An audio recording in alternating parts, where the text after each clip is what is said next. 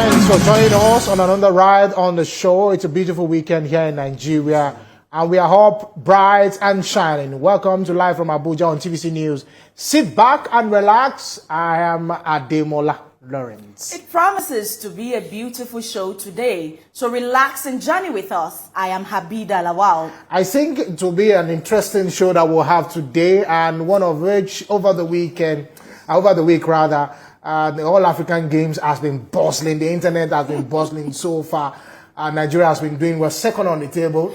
The knockoff from Nigeria versus Ghana yesterday was another. Okay, they are our regular second wife. We're always weeping. I don't know about that, but does this put to rest the Nigerian Ghana jollof rice? Maybe not. I don't want to enter that one now.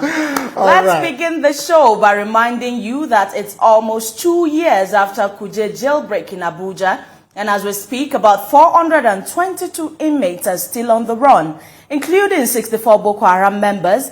But the Nigerian army is saying that low fencing and the absence of closed-circuit television cameras are largely responsible for the July 5th, 2022 Kuje jailbreak at the Correctional Center in Abuja. Those were the highlights at the ongoing Joint Committee of the House on Reformatory Institution, Justice, Police Affairs, Interior and Human Rights. We have more in this next compilation. Almost 2 years after a jailbreak at the Kuje Correctional Center, members of the House of Representatives are still investigating the whereabouts of more than 400 inmates, including 64 convicted Boko Haram terrorists. 879 inmates were at the Kuje prison on the day of the attack. 422 of them escaped and remain at large. The lawmakers described the jailbreak as an embarrassing situation that must not be allowed to happen again. To tell us what really happened. What is the effort of the military men? Is it that they did not have any security intel before that day?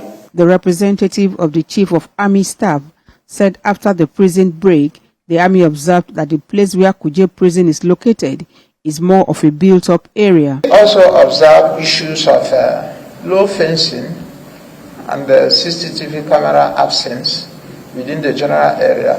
For the Attorney General of the Federation and Minister of Justice, decongesting the prisons is key to avoiding a recurrence of jailbreaks. Federal Ministry of Justice greatly supported the efforts to decentralize the correctional service to allow states establish and manage their own correctional centers. The Nigeria Police Force, Nigeria Security and Civil Defense Corps, and civil society groups also made varying inputs they believe will address the challenge at hand.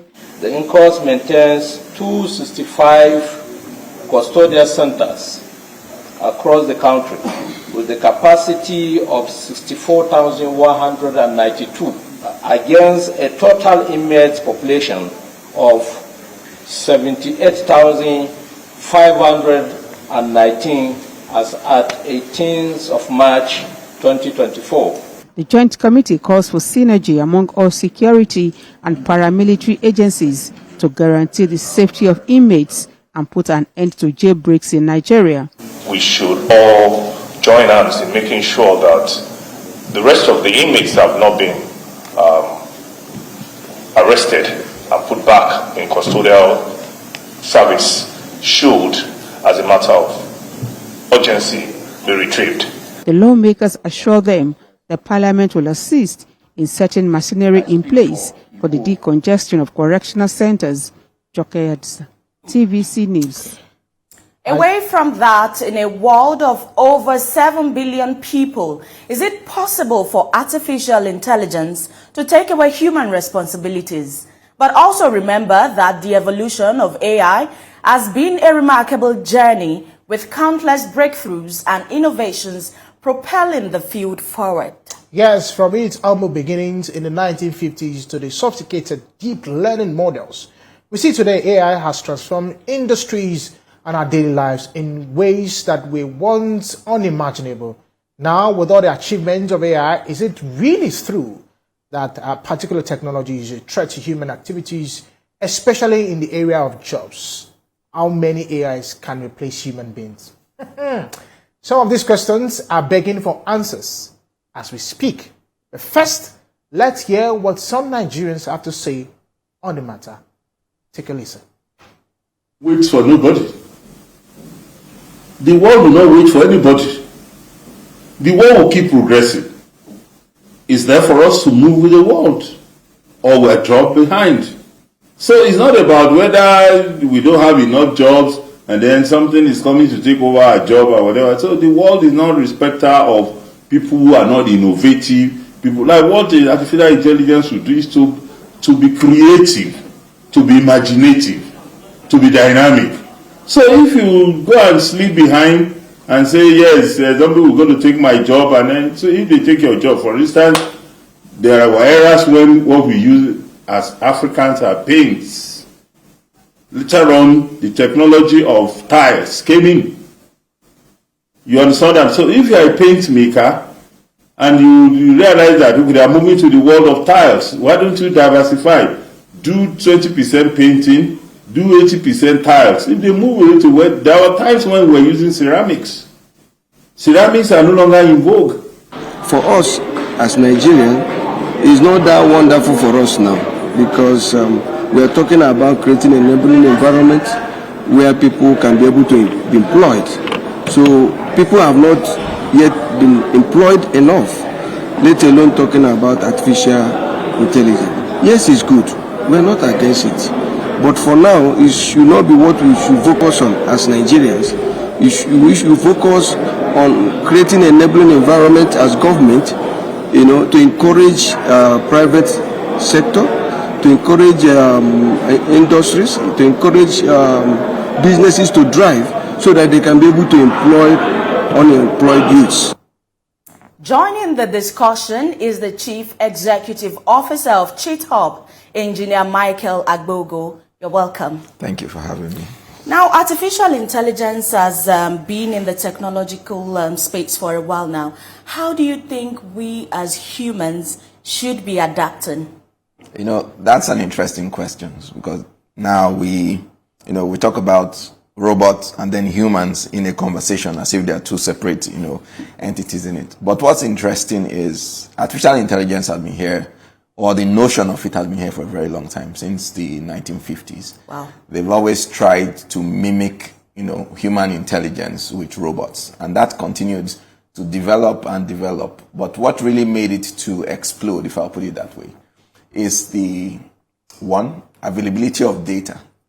Now in the world, you have a lot of data with which to train, these AI models and all that. Before now, you didn't have them.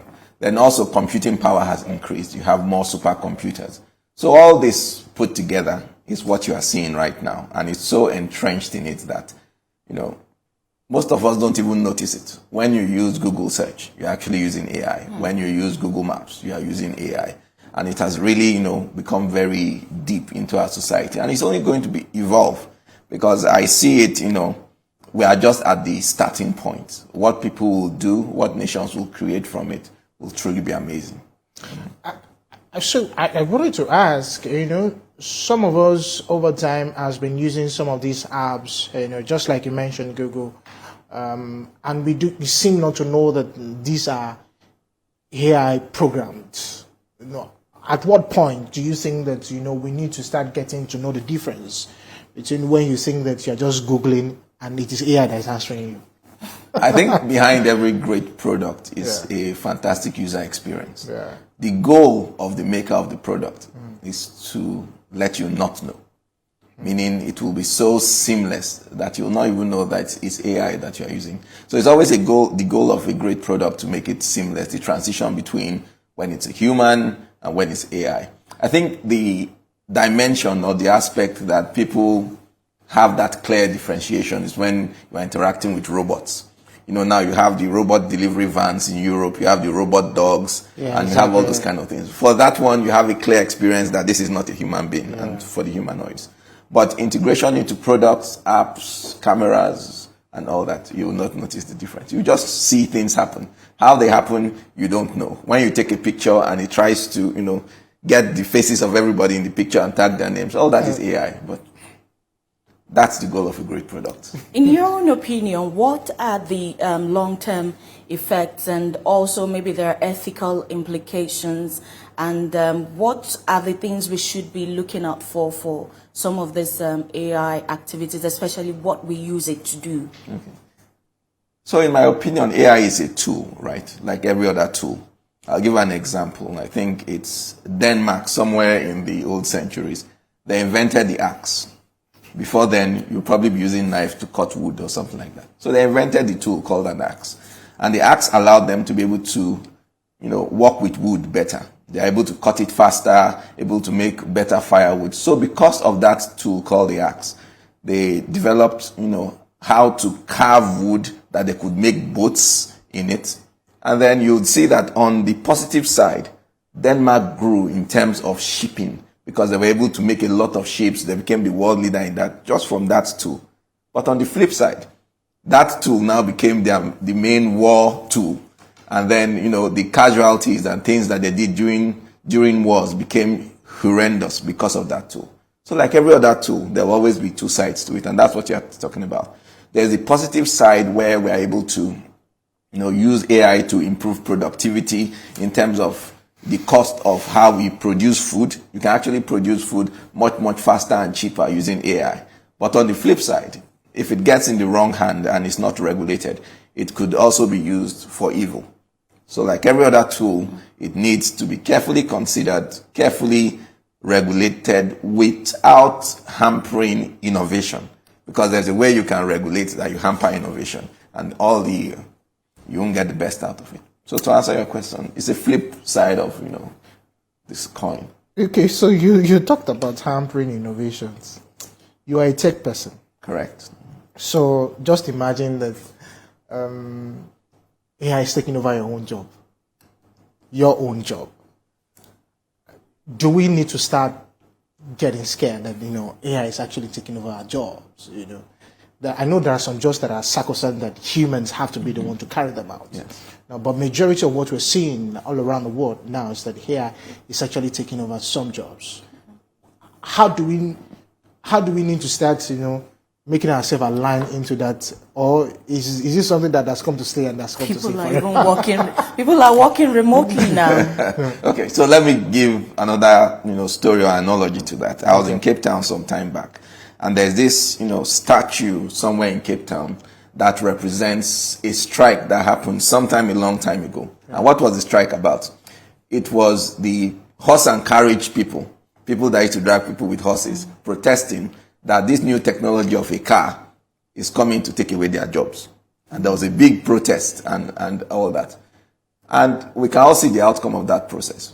Are they more horse and carts or more cars right now? How many jobs has the car industry created? So it's the same way. Some jobs will need to go away. That's the way to see it. But also, there are new types of jobs now that we never imagined existed before. For instance, there's a new job title or role called prompt engineer. What is a prompt engineer? A prompt engineer is just somebody that's able to instruct a large language model on what to do. And those jobs are coming up around the world. So it's to sit down and reflect on what will go away and what will stay. And then to retool the economy and, the skills of people to meet the new challenges of the world. Part of what AI has done is to make the world very global. Meaning, you are no longer just competing with people in Abuja for jobs. You are competing with people all over the world. What that means is your skill set needs to be, commensurate with that. The real question is, how are we thinking about that? And how are we, skilling up and tooling up our people? You see some of either the curriculums in the university or the trainings being advertised. Are they synchronized with where the world is going? That's the real question. So to answer, or to give a simple answer to your question, it's two ways. We can reap the benefits, or we will feel the pain if we do not retool to meet the needs of what the world needs right now. Mr. Michael, is AI a means to an end or an end to a means itself? I remember when we watch some movies, I see it from my own point of view as a projection of what is to probably happen in 2030, in 2045, even in 2070, where you see these movies are high tech and they tend to probably to me project what or the level at which artificial intelligence is moving towards. Okay, so to answer that, I think at this stage we don't have AI that has, we'll call it general intelligence. Most of them are towards a specific thing. So a robot might be a delivery robot, or an AI is predicting stock. So they are all, specific things. The amazing thing about humans is they have general intelligence. And how do you even train humans in general intelligence? So that's an amazing work that has been done. It will take a long time, in my opinion, that AI would reach that stage of general intelligence. And that's what the movies try to portray, an AI with general intelligence. It will take some time, if it ever happens, for us to get there. So it's not something that will happen very quickly. There's been a lot of progress that has been made, and there's still a lot of progress coming out, every day. You'd have seen ChatGPT. Yeah. So that was more around text. Now you have multimodal models that doesn't just take in text, it takes in text, it takes in images, videos, and is able to, answer the questions as you are doing. So people will continue to break new frontiers and move forward in this space. As I said, it will take some time to get to general intelligence, I think, but the key message, either for the country or the message or the world, is that it's here to stay. And it's going to only evolve with time. So it's very important that, governments and people start to align themselves with what the world is right now, not what they wish it to be. But the scary thing, let me chip that in quickly, is that even our phones, it seems to listen on to our conversations. When you say something and you flip through your phone, you see those things, even sometimes your thoughts. Yeah, so I think that was one of the questions you asked about ethical issues and around regulation around it. Many of the, I won't call them countries now, but blocs are making new regulations to address these concerns. And there were even existing regulations before, like your general data protection regulation that stops, these companies from infringing on your rights. Let me put it that way. But the technology is available, either from, speech to text or text to speech, taking that speech. It's all available. It's now a case of how strong is that regulation around it that allows them to do this or do that. You would have also been aware of the case between TikTok, the US government, and all that. So those are the concerns going around. But majorly, one gap that we normally see is that regulation always lags behind innovation.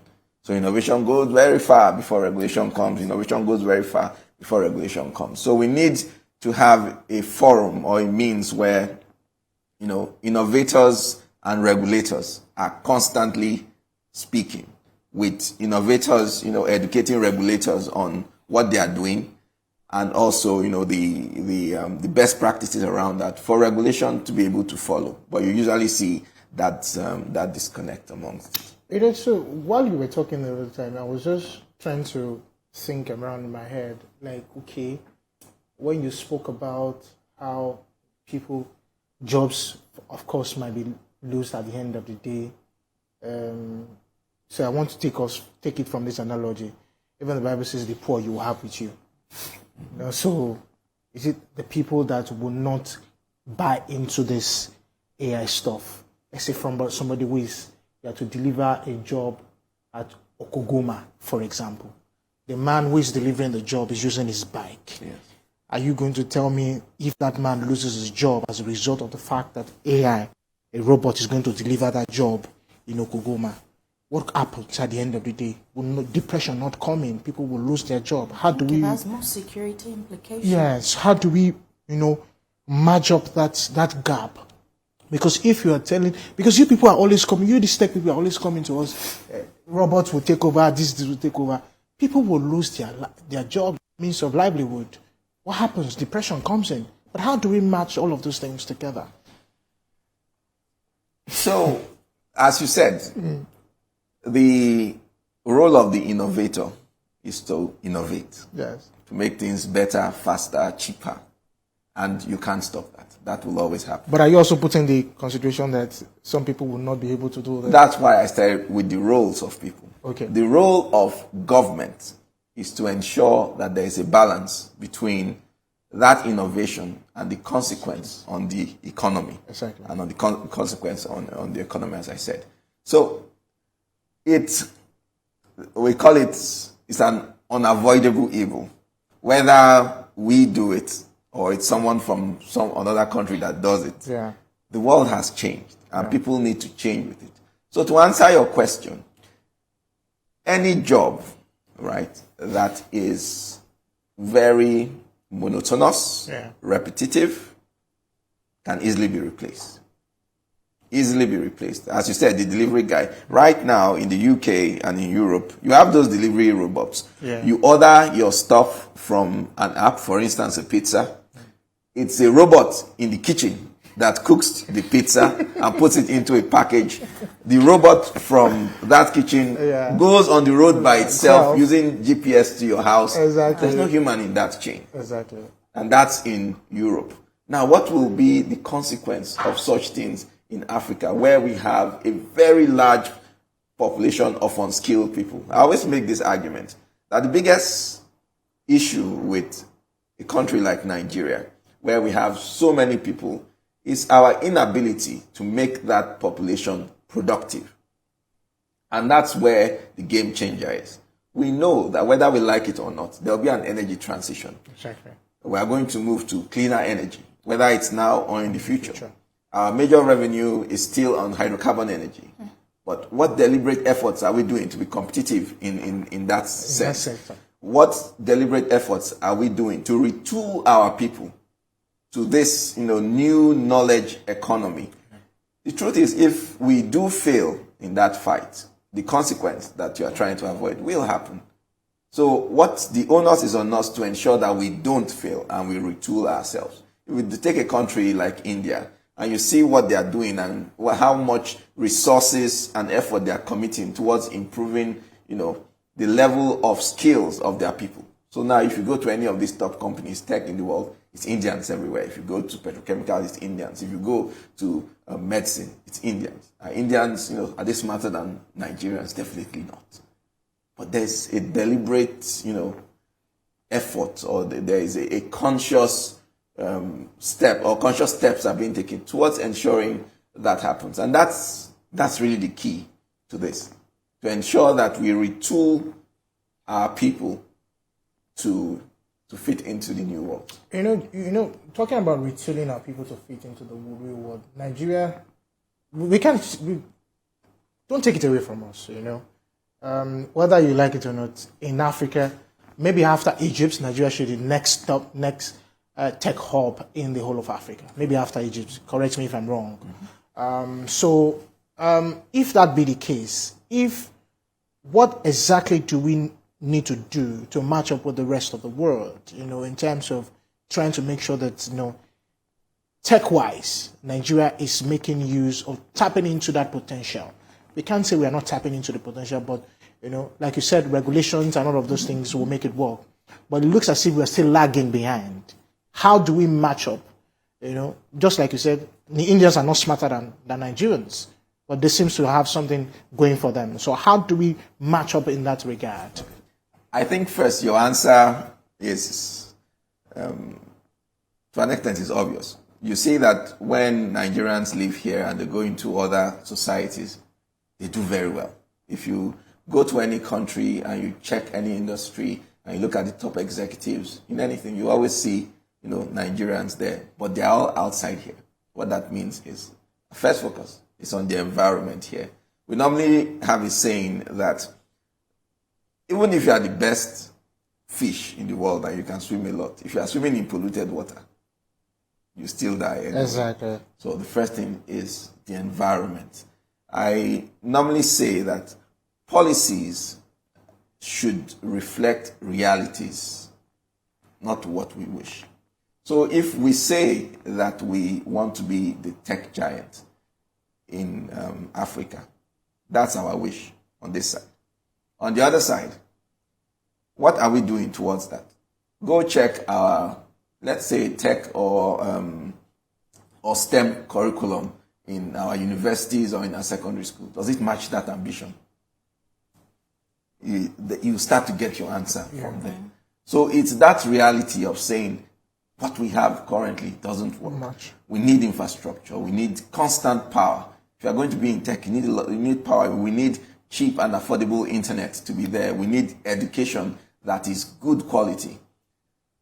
If I was to do a rough estimate, I would say probably close to 500,000 people maybe left Nigeria to go and study in other countries. Each person probably spending a minimum of 10 million.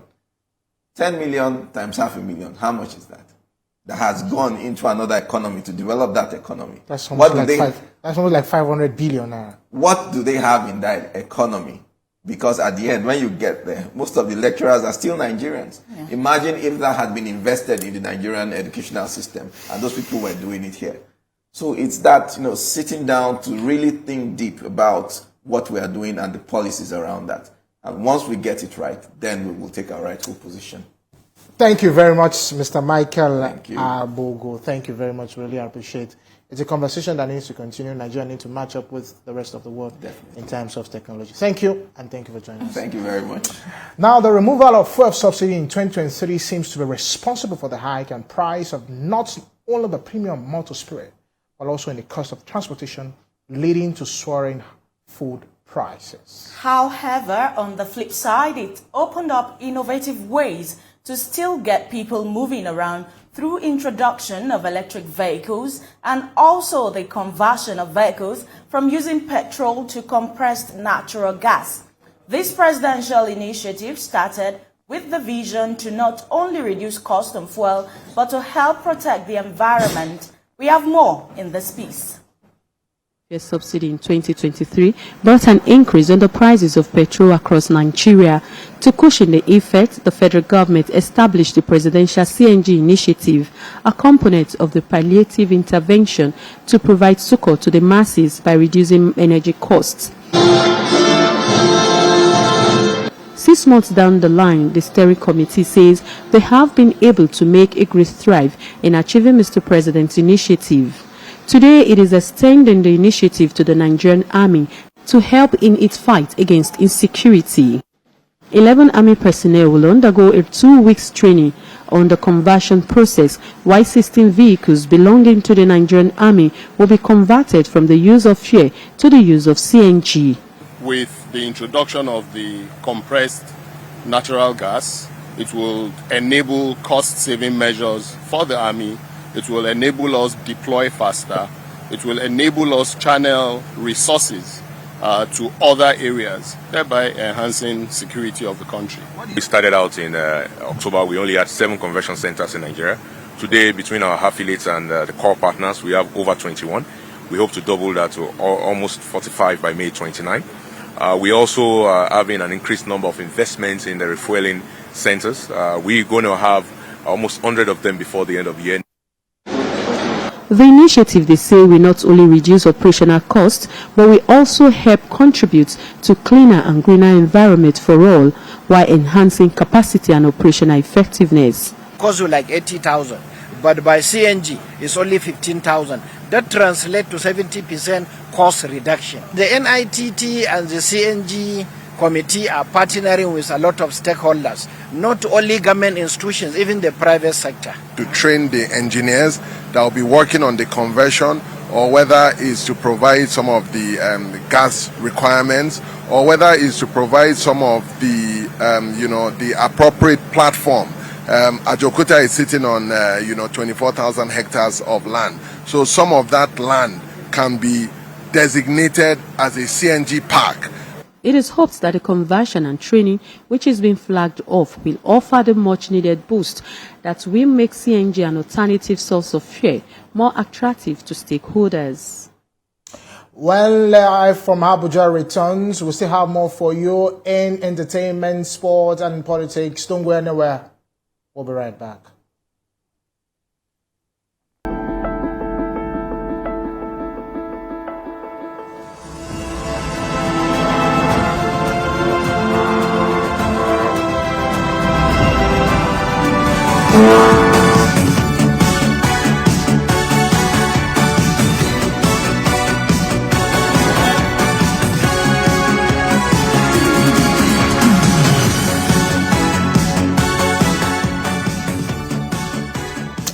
And now on health matters, there's no doubt that medical doctors are essential workers in the day-to-day affairs of the health sector across the globe. But in recent years, there have been a mass exodus of Nigerian doctors to Western countries, all in search of greener pastures. One aspect that has completely been neglected is the unregulated working hours, and this is greatly influenced the brain drain syndrome. Research conducted by the Nigerian Journal of Clinical Practice reveals that in Nigeria there is a doctor ratio of 1 to 9,000 patients as against the 1 to 600 patients recommended by the World Health Organization. In this next piece, it reveals that many medical doctors may work for 72 hours unregulated shifts, making them burn out and also increasing medical errors. Take a listen. The provision of adequate manpower is essential to operating a functional health facility across the globe. This entails the availability of medical doctors, nurses, lab scientists, and other health workers.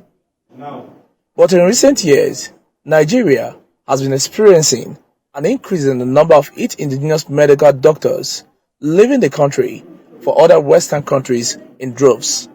This is as a result of poor remuneration, poor welfare packages, and unregulated working hours of medical doctors.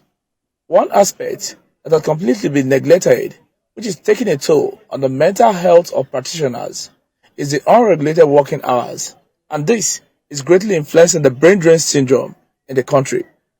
This has forced many medical doctors to work for 72 hours unregulated shifts, making them burn out and also increasing medical errors. Dr. Micah Otu is a physician with one of the tertiary health facilities in Nasarawa State. He arrives at his office to meet patients waiting for consultation. This forms part of his daily routine, aside other clinical services that require him to work for a 72-hour non-stop shift. Very strenuous. The work schedule is tight. So as a doctor, I come to work usually, and the clinic is usually very heavy. Usually it's once a week, and then the next day is ward rounds, and then our unit take calls, because usually in some centers there are no house officers, so the doctor on call will work from the morning of that day till the end of work the following day, because there is nobody to take over from him. Just a stone throw within the same facility is Dr. Noah Victor, who is a pediatrician. His story is not different from the former. We still have doctors working for 36 hours straight. That's because they do 24 hours call, and then the next day they continue the duty as if nothing happened the next day. Dr. Alamin Usman is a Nigerian medical doctor in the United Kingdom who I met via LinkedIn. In this interview with TVC News, he tells us about the working hour model of the United Kingdom and why it is attractive to Nigerian doctors. Here in the United Kingdom, they have adopted, the General Medical Council, which regulates the working hours and every affair of every doctor here in the United Kingdom, has adopted, the European Working Time Directive for all workers, and it stated that every worker works just 40 hours a week. Dr. Alamin and other Nigerian physicians agreed that the ball rests in the court of the Medical and Dental Council of Nigeria to design a policy for regulation of working hours of doctors. We need to know where we're starting from, and then we need to look at other systems, compare other systems. This is where the studies, the research comes in, which is very important. The Princess of Wales has been diagnosed with the cancer and is in the early stage of treatment. She reveals in a recorded statement that her condition was discovered after she had abdominal surgery in January. We have more in the space. In 1 month, news about the British royals has been shocking. From the photo controversy early March to the Princess of Wales' announcement of cancer diagnosis and chemotherapy treatment on Friday. This announcement comes 2 months after Kate stepped away from public life temporarily following what Kensington Palace said at the time was surgery for a non-cancerous abdominal condition. After weeks of speculation about her health, the Princess of Wales said she and her husband, Prince William, had needed time to explain the situation to their 3 children. Incredibly tough couple of months for our entire family, but I've had a fantastic medical team who've taken great care of me, for which I'm so grateful. I am well and getting stronger every day by focusing on the things that will help me heal in my mind, body and spirits. Having William by my side is a great source of comfort and reassurance too, as is the love, support and kindness that has been shown by so many of you. It means so much to us both. We hope that you'll understand that as a family, we now need some time, space and privacy while I complete my treatment. My work has always brought me a deep sense of joy, and I look forward to being back when I'm able. But for now, I must focus on making a full recovery. The news, which the Princess described as a huge shock, has prompted a wave of sympathy from the UK Prime Minister Rishi Sunak and the White House. After a shocking revelation, British Prime Minister Rishi Sunak said Prince of Wales has the love and support of the whole country. The Prime Minister, in a statement on X, said that Kate Middleton has shown tremendous bravery with her statement and that his thoughts are with her and in particular 3 children. For the White House, the Biden administration is incredibly sad to hear of the news. Moments after the news broke, White House Press Secretary said on Friday, quote, "Our thoughts are with the Duchess of Cambridge and her family members and friends during this incredibly difficult time, and certainly we wish her a full recovery." From the Buckingham Palace, King Charles said he is, quote, "so proud of Catherine for her courage in speaking as she did, following the announcement by the Princess of Wales that she had cancer." Buckingham Palace said King Charles, who was also diagnosed with cancer following a procedure for an enlarged prostate, remains in the closest contact with his beloved daughter-in-law. Both their majesties will continue to offer their love and support to the whole family through this difficult time, end quote. We wish the Princess of Wales good health as she undergoes this surgery. But of course, what we're actually looking at is the brain drain some of the doctors leaving Nigeria. To give more insight of this issue is the Managing Director of Alliance Hospital, Dr. Christopher Otabo. Thank you very much for joining us, Doctor. Thank you for having me. Good morning. Good morning. Thank you. You know, it's really no longer news. In the last few years, so many Nigerian doctors have left the shores of this country. And why do you think at this time, you know, we need a lot of doctors, especially if you look at after the pandemic in 2020, some of these doctors have left the shores of Nigeria? Well, the statistics are actually depressing. Yeah. In 2015, an average of 200 doctors left the country per year. Wow. But by 2022, 23, we're having an average of 1,000 leaving the country per year. That's a 5-fold increase. And there's something that parallels that, which is the value of our currency. So why would doctors leave? Not just doctors, healthcare practitioners in general and professionals. Doctors would gravitate towards places where they find fulfillment in their work. And 2 things would give doctors fulfillment. One is having the tools with which to save lives. And secondly, they have to have good pay that can give them a meaningful life themselves.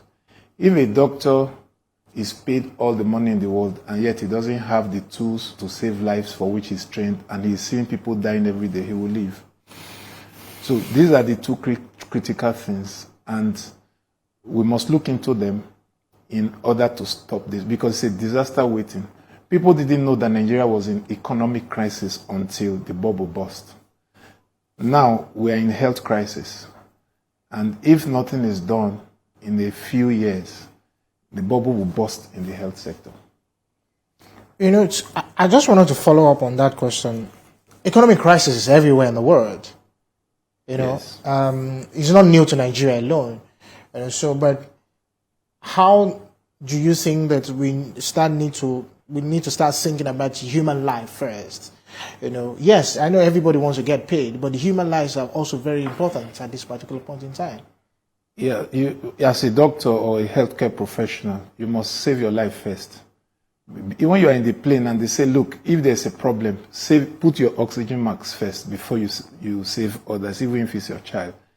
A doctor that is not well paid, a doctor that is not mental, that is not psychologically sound, would not be able to take care of other people. So the doctors must take care of themselves first and other healthcare professionals before they are in a position to take care of others. Now, I agree that the crisis is all over the world. See, that's why we talk about the pull and the push factors. There are things that are pushing Nigerian doctors out, and there are things that are pulling them to those countries. We need to look at them. And it's not rocket science. We can solve the problems here. India was in a situation like that many years ago.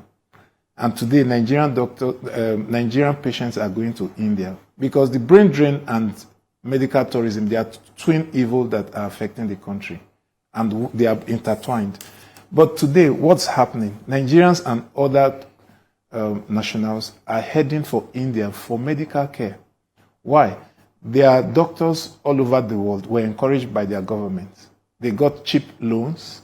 They were encouraged to set up big hospitals, the Fortis hospitals of this world, the Apollo hospitals of this world.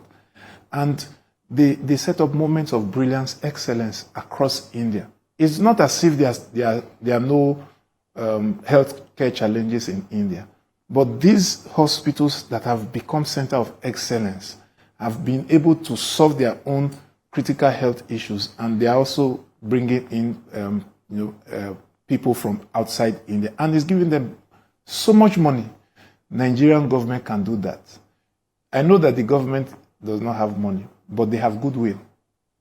For instance, if you say, look, all the private hospitals that are doing well, we want to look at you, evaluate you, and see how we can take you to the next level.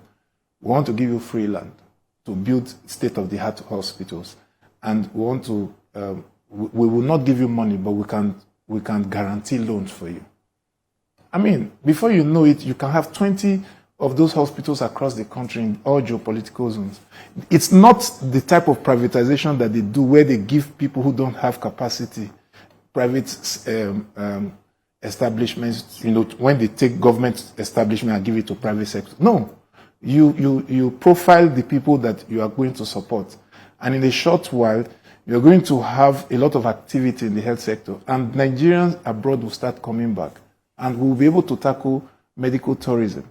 And we must also look at the health insurance, because that's another way of pulling in funds into the health sector. Now, Nigerian doctors are some of the brightest and smartest in the world. Is it as a result of our education system, or it's simply because we are just better in our endeavors than the rest of the world? Two things. Our educational system is standard. I went through that system. It parallels, it mirrors that of the UK.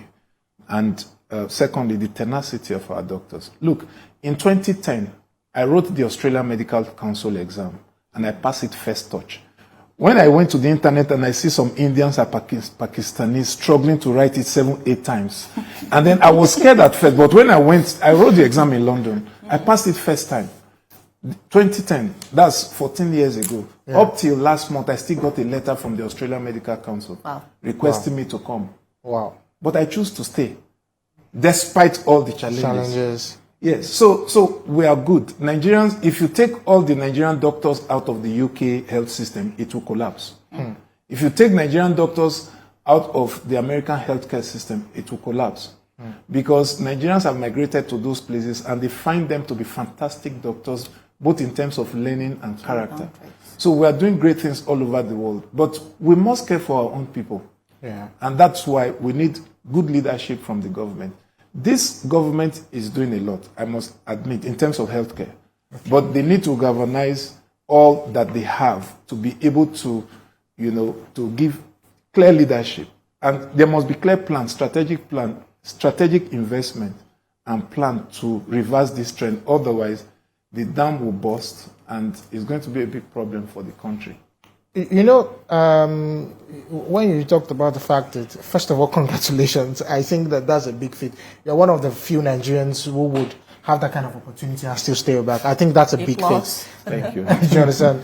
That shows the level of the spirit of patriotism that you have.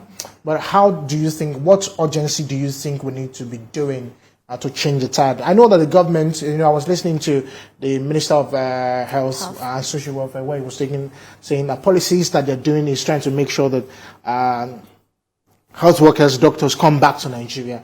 But how do you think that we need to keep government on their toes to make sure that all of these things happen and we are able to get our health sector back on track? Many times we think that Nigerians think that when you elect people or people are appointed in office, we assume that they know what to do. It's not all the time. What we are doing like this, the media, you are interviewing people who have hands-on experience. So it's part of the response to the problem. So we must discuss these things at different fora. Medical associations must take on the challenge to discuss and bring out communique and put it on the doorstep of the government. And the government officials must not be too proud to listen to suggestions. But what is critical is strategic investment in healthcare. We must invest in equipment. We must invest in infrastructure. We must also take care of the security challenges, because if people are threatened, they want to leave. Last week, a doctor was kidnapped in Abuja here. And before he was released, his hands were broken. He has to undergo surgery to fix his bones. After recovery, if that guy has a chance, I don't know how he would want to stay back. So the security challenge also dovetail into the challenge that we are talking about. But overall, if we invest in the healthcare and make it attractive and bring in the private sector, support the private sector, because that's a low-hanging fruit, because government does not have the money, private sector can have the money. But if government brings the goodwill to support the private sector and say, look, we are behind you, we will give you loan at one digit interest rate, and we can even backstop the loan. And then a lot can happen in a short time. Thank you very much. Thank you. And that's, of course, a discussion on health and brain drain. That is Christopher Talbot, doctor, a medical doctor for that matter. Thank you very much for joining us on the show. Thank you. Now let's walk you through some of the major stories that made headlines during the week as President Bola Tinubu bans ministers, heads of agencies and other government officials from embarking on public-funded trips. The ban will last for 3 months in the first instance and will take effect on the 1st of April 2024. And in the National Assembly, the House of Representatives has passed a bill for the upward review of salaries, allowances and fringe benefits for judicial officials nationwide. For third reading, judges are to get over 800% pay rise, as the Chief Justice of Nigeria is to earn 64.6 million annual basic salary and allowance. Outside Nigeria, Senegalese will head to the polls on Sunday to vote in a tightly contested presidential race that has fired up political tensions and tested one of West Africa's most stable democracies. And Vaughan Gitton has been elected as First Minister of Wales. He is the first black leader of a government in the United Kingdom. Global child death reaches a historic low in 2022. United Nations reveals that more children are surviving today than ever before. Interesting. I think we're just trying to see how all of this will pan out. I think the most important one is the ban from the president, of course, banning foreign trips for ministers. 3 months. I think is a good one. It's a way of cutting down the cost of government. I think it has just been more of saying, and we've not actually, I would say we've not seen an effect to some of this pronouncement. It has not been proper. You still see some ministers and heads of agency flamboyantly moving about. Okay, we'll now go to Jane for sports. Jane, thank you for joining us. Thank you very much for having me. What's the latest in the world of sports? Well, of course, aside Nigeria taking back the Jollof agreement against Ghana yesterday, Morocco, I think we'll start with the FIFA and their innovations and sponsorship for football development. Okay, all right, let's go. All right, and FIFA Forward 3.0 World Football Governing Body on Friday released its 2023 annual report. The 146-page report contained information about FIFA's distribution of its revenues to all of the 211 members association. FIFA redistributed $2.8 billion for the second cycles of its flagship program and FIFA Forward from 2016 to 2022. For the current cycle that will span between 2023 to 2026, FIFA made available $2.25 billion for the development of football, earmarking $8 million for each member association. FIFA have reinvested more than 89% of its net revenue after sales costs in football by the end of the 2019 to 2022 cycle. Nigeria Football Federation, as potential beneficiary of the FIFA Forward 3.0, have projections to invest in some of the needs of the country's football. Well, my priority is going to be basically to improve some of my infrastructure.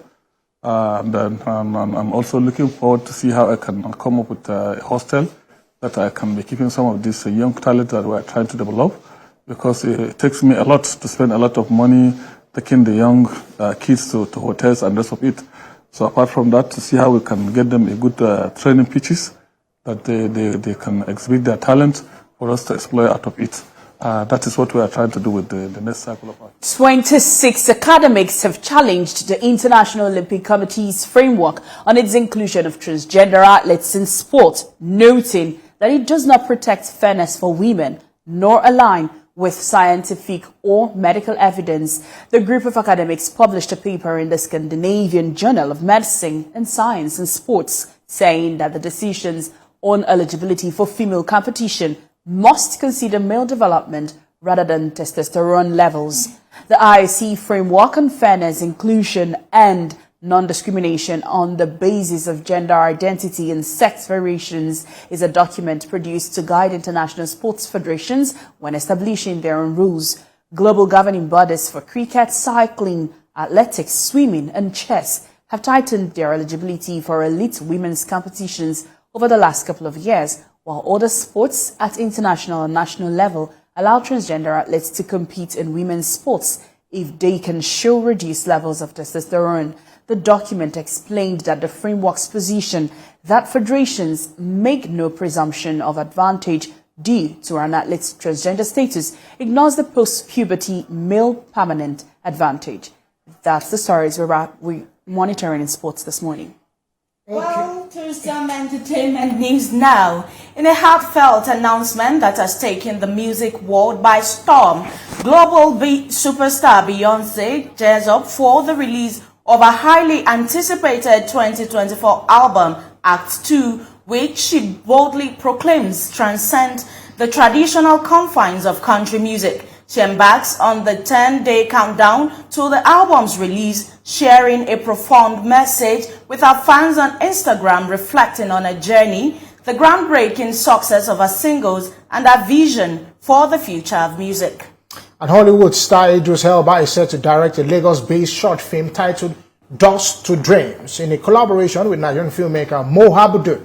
The film is a collaboration between Abudu's Ebony Life Films and African Export-Import Bank. Dust to Dreams follows the relationship between a mother and her teenager daughter as she meets her father for the first time. Idris Nigerian music star Seal is a part of the film cast alongside Nollywood star Inse Etin, Eko Edewo, Atlanta Bridget Johnson, and former Nigerian Idol contestant Constance Olatunde. In another turn of events and eye-opening session, the music industry was given a rare glimpse into the struggles of Cardi B. The Grammy award-winning artist laid bare the fears that stifled her once meteoric career trajectory. For fans and critics alike, the admission was a startling reminder of the toll that fame can exact on mental health. And veteran Nollywood actress Rita Edochie has sought financial support for her hailing colleague Amechi Munago. The renowned actress took to her Instagram page alongside a video clip of the hailing actor to solicit financial assistance for the actor, saying his health condition are taking a toll and such needed urgent support to recover. Big Brother Naija Angel has clapped back at trolls on X over claims that she and her boyfriend Soma have broken up. On 18th of March 2024, fans discovered that Soma edited his birthday post for Angel from 13th February and removed the I love you, which once concluded his heartfelt post. After the discovery, breakup rumors began to spread on X rather quickly, with no real answers out to fans on the clear situationship of things with the duo.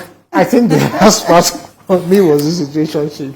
We've had lots of, should I say, celebrities having to come put their relationships out there, especially with Big Brother Naija. Yeah, and kind of make all of us, online in-laws. And for Soma and Angel, a lot of people online in-laws. I think the biggest one for me was, of course, I was discussing with her, was the All African Games, where Nigeria is sweeping everyone. Well, right now we're whipping everybody to the point, of course, the Algerian lady that had to pull out from the boxing after looking at our opponent. I think that was interesting. Yeah, very, very interesting. But I think, for the level of preparations they have, these athletes have given their all and should actually be celebrated when they come back. Naija all the way. And I asked, I said that, does it put to bear the rest, Nigeria, Ghana, jollof rice? What do you say? Well, that wasn't really, ever an argument. I think it was just people trying to get some recognition, putting Nigeria on the side. Nigerian jollof always better. All right. All right. Thank you very much. And that's our show for today. Join us next week as we bring you stories happen in the world of sport, entertainment, politics, lifestyle. My name is Ademola Lawrence. And I am Habida Lawal. See you next week.